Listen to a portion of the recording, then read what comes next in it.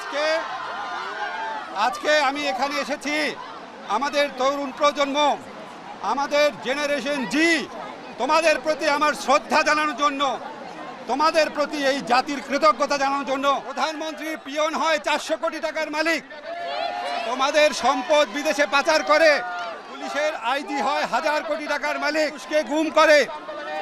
এত কিছুর পর তাদের রক্ত পিপাসা মিটে নাই।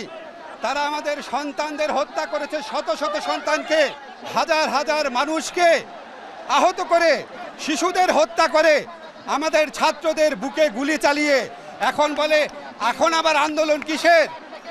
উনি কারো স্বজন হারানোর বেদনা বুঝেন না।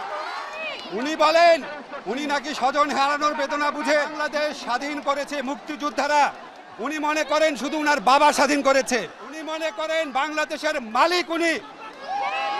উনি আমাদেরকে কথায় কথায় বলেন উনি নাকি আমাদের ভাত খাওয়ান, উনি নাকি আমাদের বিদ্যুৎ বন্ধ করে দিবেন। তোমরা বাংলাদেশের ইতিহাসে ব্রিটিশ আমল থেকে শুরু করে সবচেয়ে বড় স্বৈর শাসক, সবচেয়ে বড় হত্যাকারী শাসকের বিরুদ্ধে রুখে দাঁড়িয়েছ। তোমাদের জয় সুনিশ্চিত।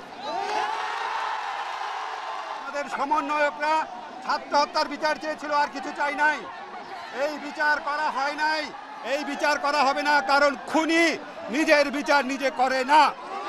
আজকে লক্ষ লক্ষ মানুষ এখানে, আপনি অবিলম্বে পদত্যাগ করে তত্ত্বাবধায়ক সরকার ব্যবস্থা চালু করে বাংলাদেশের মানুষ বাংলাদেশের তাদের নিজেদের প্রতিনিধি নির্বাচন করতে পারে, এই দেশের তরুণরা তাদের ভোটাধিকার প্রয়োগ করতে পারে, তাদের জীবন এবং জীবিকা নিশ্চিত থাকতে পারে। এই জন্য তারা প্রচলিত পদ্ধতিতে তারা তাদের প্রতিনিধি নির্বাচিত করে সত্যিকারের নির্বাচন করে তারা এই দেশ পরিচালনায় অংশ নিবে।